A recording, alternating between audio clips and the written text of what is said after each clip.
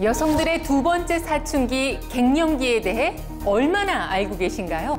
폐경을 전후의 갱년기가 되면 머리부터 발끝까지 100여 가지의 이상 증상이 나타나고 삶의 질이 떨어지게 되는데요.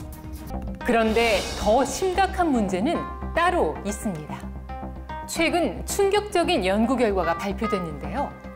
갱년기의 대표적인 증상인 안면홍조, 어지럼증, 잘 때 땀이 나서 깨는 증상을 겪은 여성이 그렇지 않은 여성에 비해서 심혈관 질환 발병 위험이 더 높다는 사실이 밝혀졌습니다. 심혈관 질환의 비율을 보게 되면 갱년기가 되면서 갑자기 급격하게 증가되는 것을 볼 수 있게 되는데, 이때부터 이 심혈관 질환을 잘 관리하는 분과 관리하지 않는 분에게 굉장히 큰 차이가 생기게 되고 나중에 큰 후유증을 갖게 되는 경우가 있기 때문에 미리미리 관리를 꼭 하셔야 됩니다. 그런데 대부분의 중년 여성들은 제대로 준비를 하지 못한 채 갱년기를 맞고 있습니다. 100세 시대에 남은 50년의 건강을 좌우하는 갱년기를 슬기롭게 극복하는 방법, 지금부터 자세히 알아보겠습니다. 쿠퍼만 지수라는 그 설문지는 이제 54점, 맹콜 지수라는 거는 112점으로 상당히 좀 심한 상태로 나왔고요. 좀 치료는 많이 필요한 상태 이렇게 나왔습니다. 열감, 복부 비만, 무릎 통증을 호소한 정소영 씨, 심한 갱년기 상태. 그리고 나쁜 콜레스테롤이라고 알려진 LDL 콜레스테롤이 172로 기준보다 높게 나왔습니다. 총 콜레스테롤이 229, 그 중에 또 LDL 콜레스테롤이 172 이렇게 돼서 지금 현재 고지혈증 약을 드시고 계셨나요? 아니, 그건 전혀 모르고 계셨죠? 심한가요? 지금 현재 고지혈증 상태에 있으시고요. 네.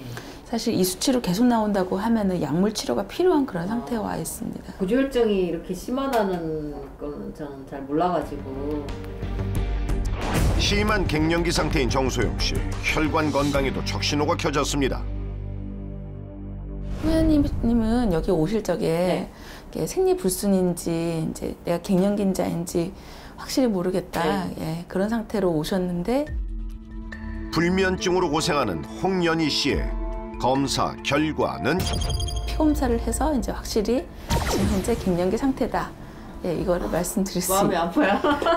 근데 뭐 갱년기는 누구한테나, 저한테도 오고 환자분한테도 오고 여자라면 다 누구나 한 번씩은 다 오는 거니까 이제 왔을 때 어떻게 잘 이제 이거를 해결을 해 나가느냐, 건강을 어떻게 잘 유지하느냐, 이제 그게 중요하죠. 네. 홍연희 씨, 현재 중증도의 갱년기 상태. 갱년기 삶의 질은 보통 수준입니다. 또한 보통 40 이상이면 갱년기로 진단하는 난포자극 호르몬 수치가 61.9. 혈액 검사에서도 갱년기 상태인 것이 확인됐습니다. 피검사 하신 거에서 보니까 고지혈증 약 드시고 계시잖아요. 근데 그래도 아직 고지혈증이 잘 이제 조절이 안 되는 걸로 나왔습니다. 사실 이제 식습관 교정이랑 운동을 같이 하셔야지 이제 이런 지표가 훨씬 더 잘 개선됩니다. 과연 검사 결과는 어떻게 나왔을까요? 홍연희 씨, 2주 전과 비교했을 때 갱년기 증상이 완화된 상태입니다. 그리고 중성지방이 낮아지는 결과를 보였습니다.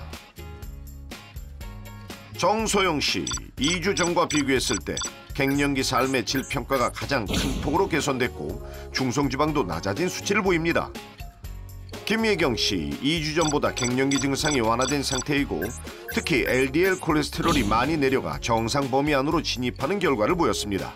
세 분 모두 2주 동안 갱년기에 대해서 인식하시고 식사관리, 운동요법, 그리고 갱년기 유산균까지 보조제도 섭취를 잘 하셨고요. 그 결과 쿠퍼만 지수, 맹콜 지수가 좋아진 결과를 보이고 있습니다. 결국은 갱년기 증상과 그리고 체중 관리, 그리고 콜레스테롤 관리는 꾸준한 노력이 필요하기 때문에 앞으로도 계속 노력하시라고 말씀드리고 싶고요. 향후에 이제 심각한 심혈관 질환을 예방하는 데 도움을 받을 수 있겠습니다. 아는 만큼 보이고 보이는 만큼 극복이 가능한 갱년기. 아무런 준비 없이 고통 속에서 흘려보낼 것인가, 아니면 다시 태어나는 기회로 삼을 것인가 선택해야 하는 때입니다. 남은 50년의 건강을 좌우하는 갱년기. 지금부터라도 제대로 준비해 보시는 건 어떨까요?